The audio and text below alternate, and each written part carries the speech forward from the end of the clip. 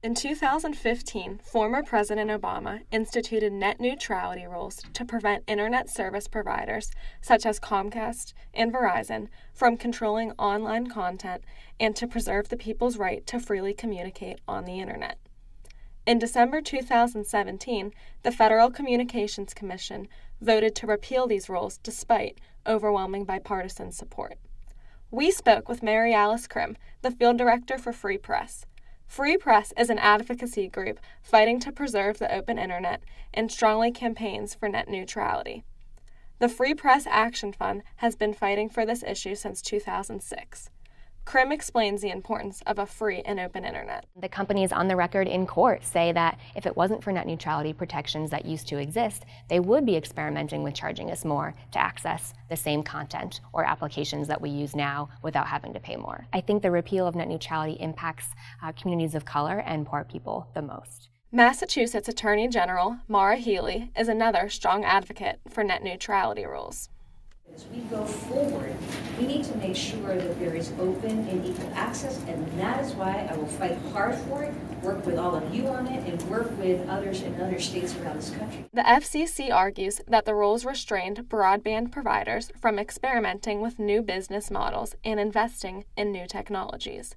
Jerry Keegan, speaking on behalf of the United States Wireless Communications Industry Association, insists that net neutrality rules have caused a decline in the mobile business's success. From 2014 to 2016, in the mobile industry itself, mobile providers invested $6 billion less in capital expenditures in the United States. However, the battle over net neutrality regulations continues. In Massachusetts, the Senate Special Committee on Net Neutrality and Consumer Protection was formed in response to the repeal of net neutrality rules. A committee hearing took place at the Massachusetts State House on February 6th. At the meeting, Keegan also explained how wireless companies violating the free and open internet are nothing more than claims. There are stories that are reported in the press about claiming that net neutrality violations occurred. Those stories were never brought up by the FCC. On the other hand, Matt Wood, a speaker from Free Press, explains the injustice of abolishing the net neutrality regulations. The rules that were in place before Congress repealed those in early 2017 prevented ISPs from making unauthorized and unpermitted use of their customers' personal information without asking. We thought that was a common sense. Attorney General Healey emphasizes the importance of net neutrality and why an open internet is critical to our daily lives. I think it's clear to so many of us that with so much of our lives and our economy online, the last thing we need is a slower, more expensive, more restrictive, and more unequal internet. Mary Alice Krim also echoes the Attorney General's concerns. The importance of the internet to communities who are otherwise marginalized or pushed aside can't be overstated. At the beginning of this month, Massachusetts Senator Ed Markey led Senate Democrats and introduced a resolution to undo the FCC's proposed repeal.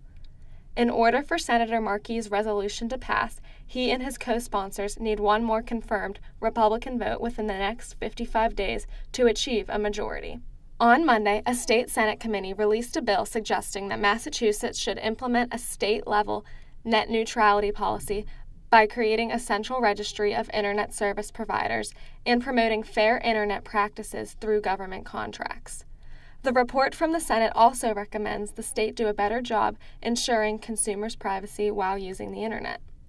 In order for this bill to become a law, the bill will need to pass the Senate and House and be signed by Governor Charlie Baker. Outside of Massachusetts, this debate is also currently playing out in both Washington, D.C. and other state houses across the country. On March 5th, Washington State Governor Jay Inslee signed the first state net neutrality bill. Washington's new state law, set to go into effect June 6th, bars internet service providers from blocking websites or charging more for faster delivery of certain websites. This new law is one of many efforts to counter the FCC's repeal.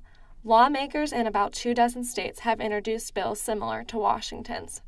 An additional effort has come from the Montana and New York governors, who have signed executive actions that prohibit ISPs with state contracts from blocking or slowing data on their lines. Based on the situation's current outlook, the FCC's repeal of net neutrality is scheduled to take effect on April 23rd. For those interested in getting involved, Mary Alice Krim explains what ordinary citizens can do to protect a free and open internet. I think the number one thing to do is to find out where your member of Congress stands on the issue. That's super important. Find out their stance. You can go to battleforthenet.com, which is a website that's tracking all of our federal legislators' stances on the issue. Once you find out, call them. If they support net neutrality, say thank you. If they don't, tell them why they should. After you make that phone call, visit their offices. From Brookline Interactive Group, I'm Natalie Clydesdale.